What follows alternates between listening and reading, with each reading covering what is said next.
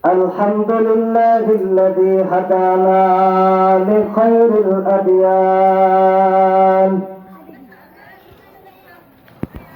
وما كنا لنهتدي لولا أن هدانا الله وأكمل لنا ديننا وأتم علينا نعمته ورضي لنا الإسلام دينا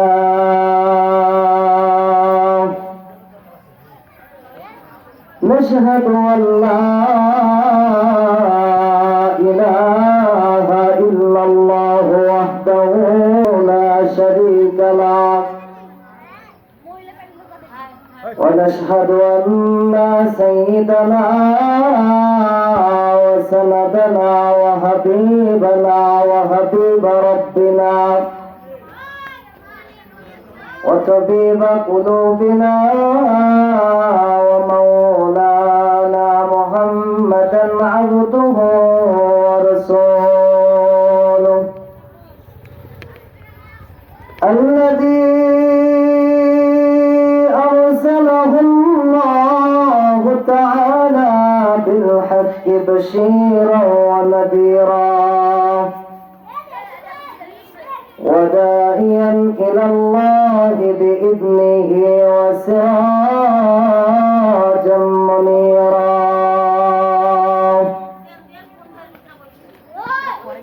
أما بعد فأعوذ بالله من الشيطان الرجيم بسم الله الرحمن الرحيم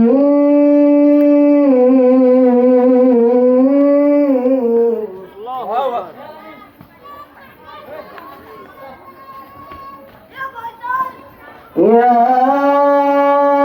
أيها الذين آمنوا اتقوا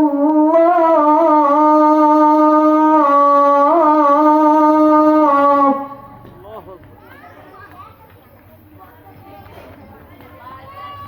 يا أيها الذين آمنوا اتقوا الله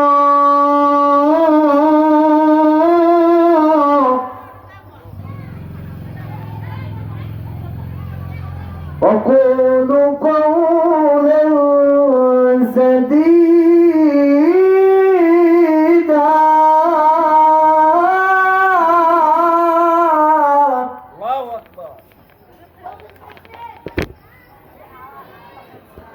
يصلح لكم أعمالكم ويغفر لكم ذنوبكم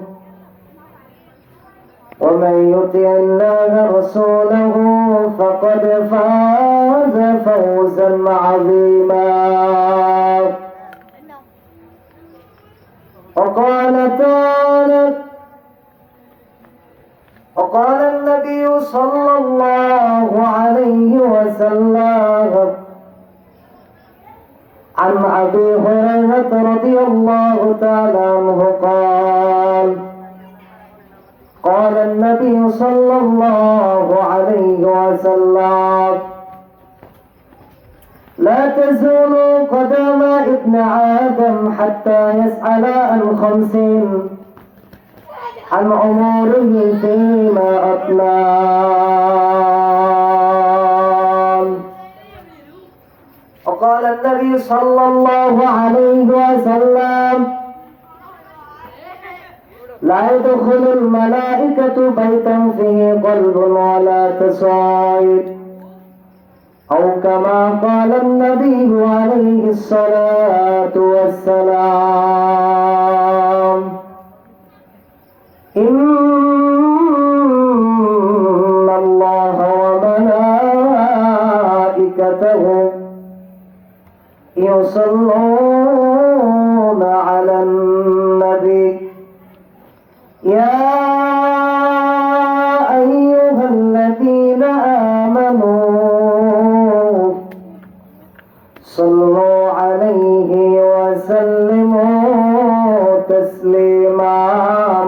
মহব্বতে বলি আল্লাহুম্মা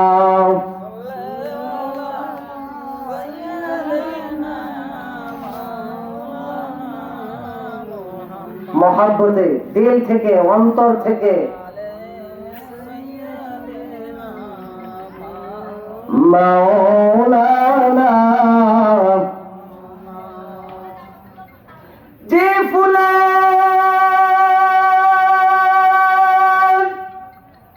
খুশবুতে সারা জাহান্নাত ওয়ালা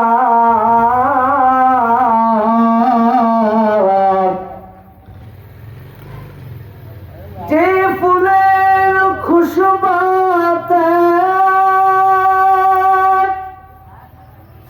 ও মানুষ এই পৃথিবী হলো উজালা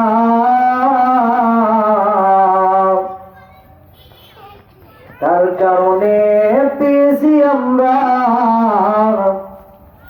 এই পৃথিবী হলো উজালা আল্লাহুম্মা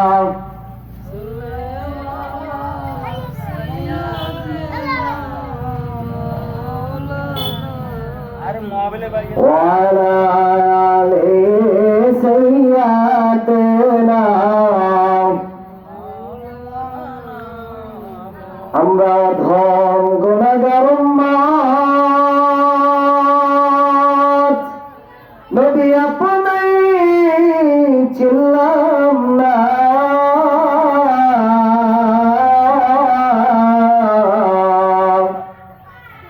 সেই কারণে রোজ হাসরে আমাদেরকে ভুলেন না আল্লাহুম্মা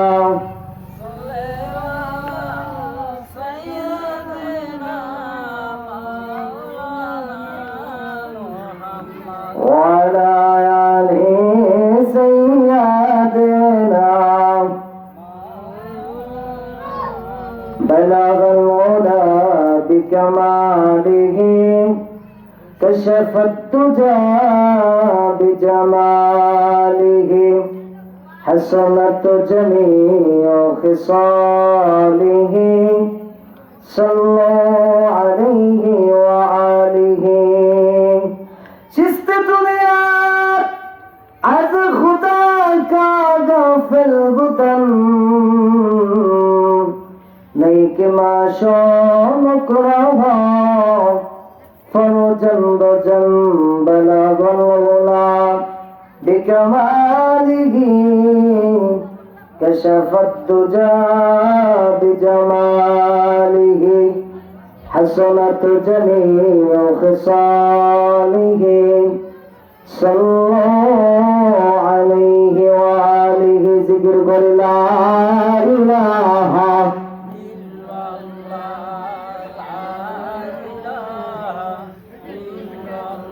ला इलाहा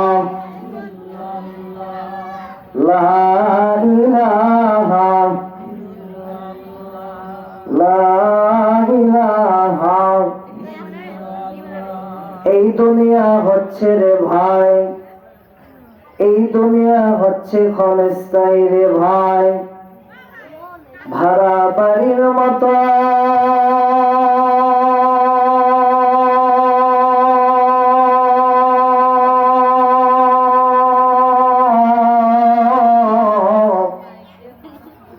ছাড়তে হবে তোমায় নোটিশ পেলে ছাড়তে হবে তোমায় নোটিশ পেলে এই দুনিয়া ছেড়ে হালাল হারাম না বুঝিয়া হালাল হারাম না মানিয়া করছো টাকা কামাই কবর ঘরে যাওয়ার পরে থাকবে না কোনো মাপের উপায় জিকির করে লা ইলাহা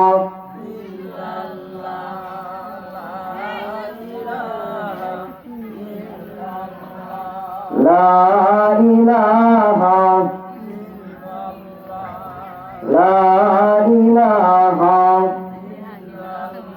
لا إله إلا الله محمد رسول الله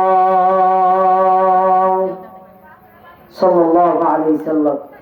মুআজ্জাজ মুকাররম সম্মানিত ভাই ও বোনেরা, দূর দূরান্ত থেকে আগত জাকিরিন শাকিরিন মুরব্বি আজাদ, জান্নাতের এই মাহফিলে বসা ছোট ছোট ভাইরা এবং পর্দার আলে মা ও বোনেরা, আল্লাহ পাকের কাছে লাখো কোটি শুকর এবং সুজুদ যে আল্লাহ রাব্বুল আলামিন আমাদেরকে দুনিয়ার কাজ ফারেক করে কিছু কথা এবং শোনার জন্য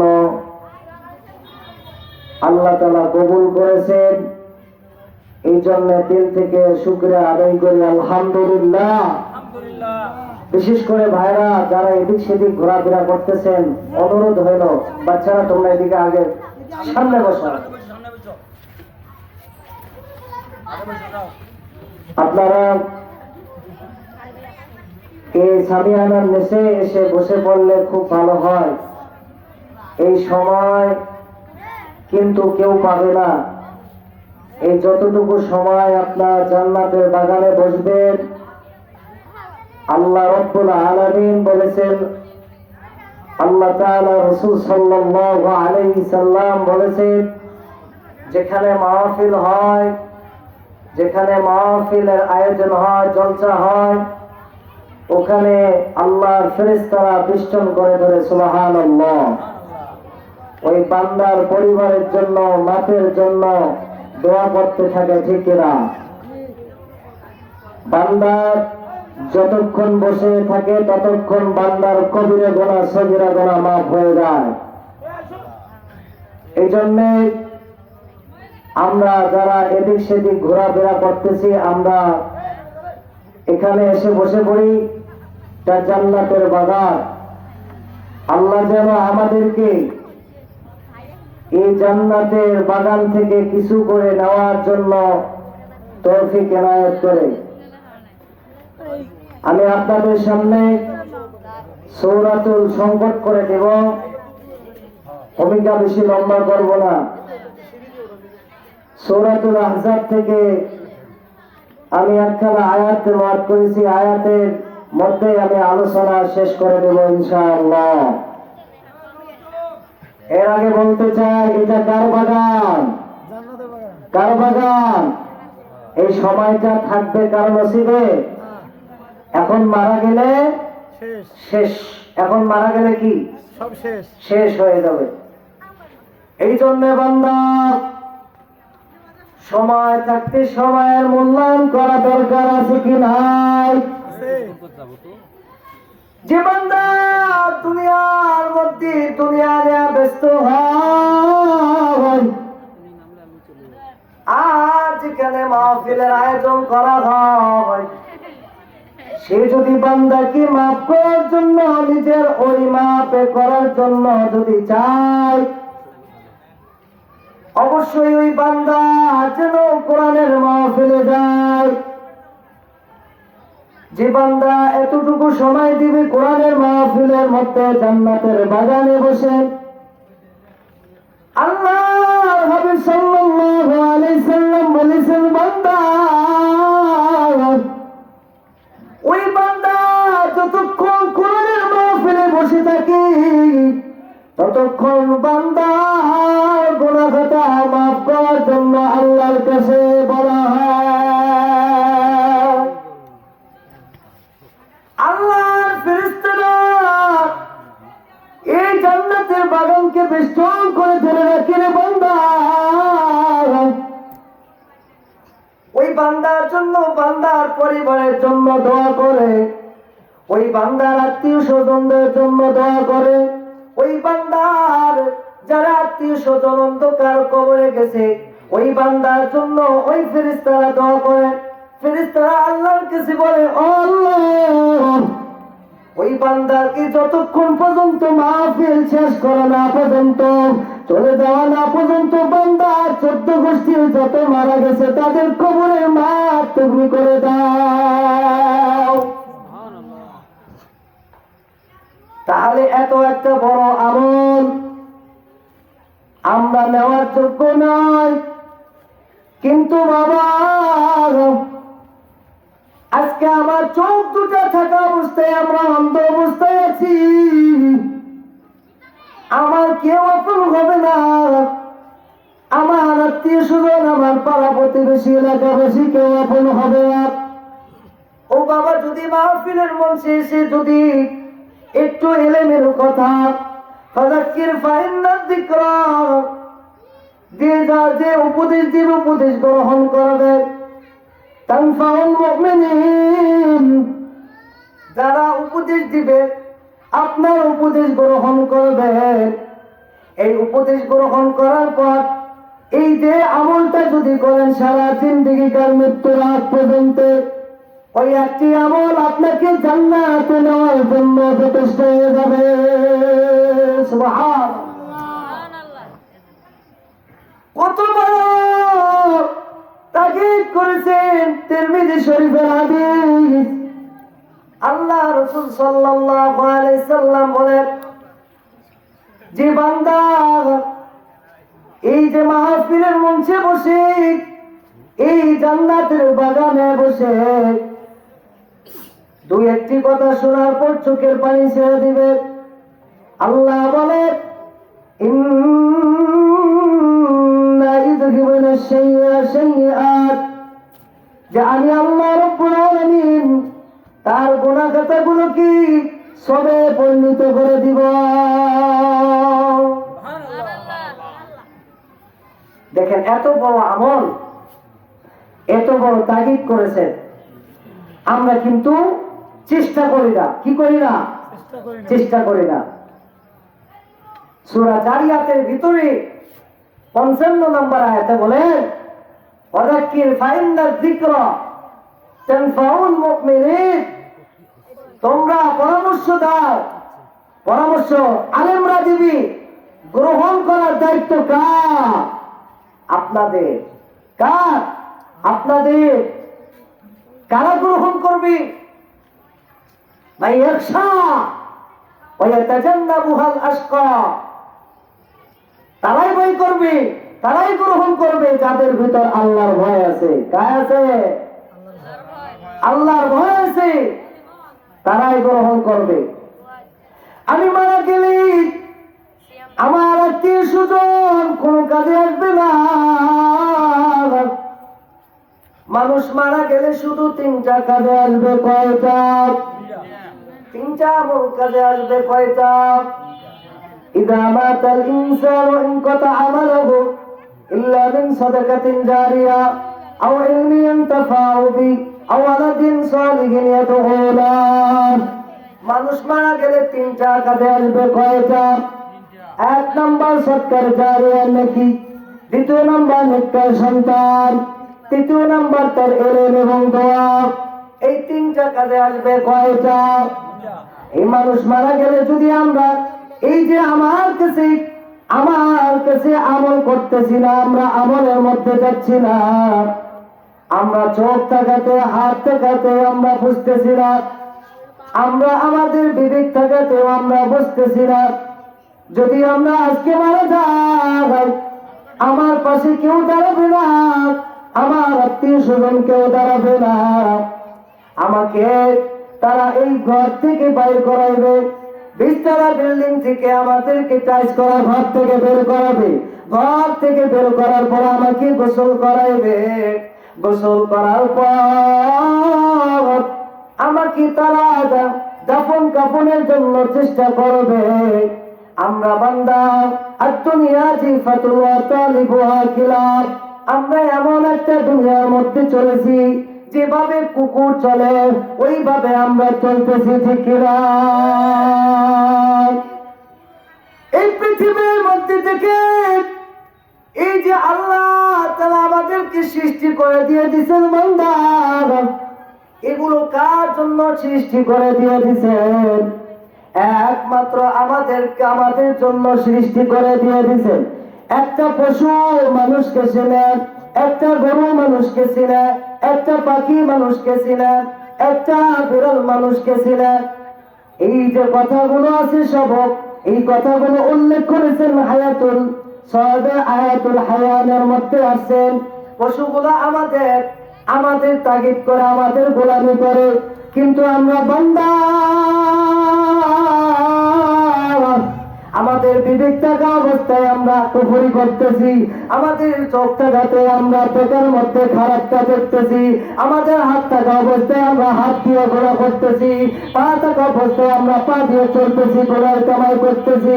অথচ আমাদের এই পশু পাখিগুলো আমাদের গোলামি করার জন্য দিয়ে দিছেন।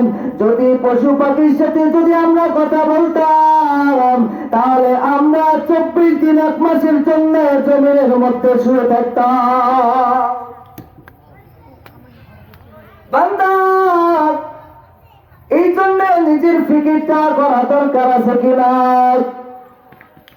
এই জন্য আমাদেরকে ফিকির করে দুনিয়ার মধ্যে চলতে হবে। ও জান্নাতের বাগানে, এটা হলো জান্নাতের বাগান। ও মা ও বোনেরা, আপনাদের সামনে আমি আরেকটি ঘটনা বলে শেষ করে দেব। মায়ের জন্য আমি বা বোনের জন্য বিবির জন্য আমি একটা ঘটনা করে শেষ করে দেব। ফেরাউনের ঘরে যায়, ফেরাউনের স্ত্রী ছিলেন কে? আসিয়া। ফেরাউনের ঘরে স্ত্রী ছিলেন আসিয়া। আসিয়ার ঘরে একজন মহিলা দাসী ছিল, তার নাম মুসাসা। তার নাম কি ছিল? মুসাতা। ওই মহিলার 7 জন সন্তান ছিল। 7 জন সন্তান। তার ঈমান দেখেন কেমন বড় ঈমান। মুসা আলাইহিস সালামকে ঈমান আছে। মুসা আলাইহিস সালামের উপর ঈমান গোপনে গোপনে আনছে। মুসা আলাইহিস সালামের উপরে এবং গোপনে গোপনে তাগিদ করে ঈমান আনছে। এবং একদিন ঘরের মধ্যে কি হয়ে গেল? তার ফিরাউনের সন্তানের, ফিরাউনের ঘরে একজন দাসী আর একজন দাসীর মধ্যে চুল আশ্রাতেছে। কি করতেছে? হঠাৎ করে চিরুনিটা নিচে পড়ে গেছে। নিচে পড়ে যাওয়ার পর ওই মুতাসা দাসী কি করলেন? বিসমিল্লাহ সহকারে উঠালেন। উঠানোর পর তার মেয়ে শুনতে পাইছে। শোনার পরে বাপকে যা বলছে, আব্বা, আপনার ঘরে, আপনার রুমে, আপনার আঙ্গিনায়, আপনার ভিতরে খায়, আপনার বসবাস করে, আপনার কাছে বসবাস করে ওই বান্দা দেখেন, ওই বান্দি গোপনে গোপনে মুসা আলাইহিস সালামের উপরে কি করছে? মুসা কালিমুল্লাহ ওনার উপরে ঈমান এনেছে। এবং বাবা শোনার পরে বাবা তাগিদ করে বলতেছেন, ও মা, ওই বান্দিকে আমি এমন কষ্ট দিব, আমি ঈমান যাওয়ার জন্য তাকে এমন কষ্ট দেব, খালি দেখতে থাকো, খালি দেখতে থাকো, দেখতে থাকো। এবার মুতাসা, তার 7টা সন্তান ছিল। 7টা সন্তানকে ডাকার পরে, তার ওই বিবিকে, ওই মহিলাকে ডাকার পরে, উপস্থিত করার পরে, ও বান্দা, ও বান্দি, ও মা, দেখেন কিভাবে ঈমান ত্যাগ করে নাই। আজকে আমরা নামাজ ত্যাগ করতেছি, আজকে আমরা সুন্নাত ত্যাগ করতেছি, আজকে আমরা খিদমত ত্যাগ করতেছি, আজকে আমরা এইগুলো ত্যাগ করার কারণে আজকে আমরা দামি হইতে পারতেছি না। ও বান্দা দেখেন ওই বান্দি কিভাবে দামি হয়ে যায়। মুতাসাকে আনার পর এরপরে তাকে তাগিদ করলাম, তুমি কি ঈমান ছাড়বা? যদি ঈমান ছেড়ে দাও তাহলে তোমার গর্ভের সন্তান, তোমার কোলের সন্তানকে আমি কি করব? ছাড় দিব। আর যদি তুমি ঈমান না ছাড়ো তাহলে তোমার কোলের বাচ্চাকে আমি এই পেয়ালার মধ্যে দিয়ে দেব, গরম পানির মধ্যে দিয়ে দিব। এখানে আয়োজন করেছেন মুতাসাকে, এখানে মুতাসাকে দাঁড় করাইয়া মুতাসাকে কষ্ট দিতেছেন। মুতাসাকে আল্লাহ তাআলার কাছে বলতেছেন, আল্লাহ, ইন্না ইন্নাহু আলা কুল্লি শাইইন কাদির, যে আল্লাহর বন্ধু হয়, যে আল্লাহর দোস্ত হয়, ইন্না আউলিয়া আল্লাহি লা খাউফুন আলাইহিম ওয়া লা হুম ইয়াহজানুন, যে আল্লাহর দোস্ত হয়, যে আল্লাহর বন্ধু হয়, যে আল্লাহর শাসক হয়, আল্লাহ তাআলা তাকে এমন অবস্থায় তাকে ইবাদত করে বান্দা দুনিয়ার মধ্যে সে কল্পনা করতে পারবে না। এই জন্য বান্দা মুতাসাকে কি করলেন, মুতাসাকে ওখানে দাঁড় করাইয়া মুতাসাকে চাবুকের আঘাত করা হচ্ছে। মুতাসা তার উপর ইবাদত ছাড়ে না, তারপর ঈমান ছাড়ে না, তারপরে মুমিনের ভিতরে যে ইবাদতের সংযুক্ত সবর করা এটাও কিন্তু সে ছেড়ে দেয় না। ওয়াক্তাসিমু বিল্লাহি, এবং তারা তাকওয়ার মধ্যে এবং রশিকে শক্ত করে ধরেছে, তারপরে সে ছাড়ে নাই। এবং ফিরআউন বলতেছে তোমার এই কোলের সন্তানকে আমি এই যে পেয়ালার মধ্যে ফেলাই দেব, গরম পানির মধ্যে ফেলাই দেব। এরপরে মুতাসার কোল থেকে বাচ্চাটাকে নেওয়া হলো। বাচ্চাটাকে নেওয়ার পরে কুলে পিটি করি বাচ্চারা মানুষ করছে। একজন মা, একজন বিবি তার গর্ভের সন্তানকে, এই গর্ভের সন্তান 10 মাস 10 দিন পর্যন্ত তার সন্তানকে গর্ভে রাখে। মা যখন গর্ভে রাখে 10 মাস 10 দিন ধরে মা বালিশটা মাথার মধ্যে নিয়ে এবং বলে আল্লাহ, আমি যদি আগে জানতাম তাহলে সন্তান আমার গর্ভে থাকতো না।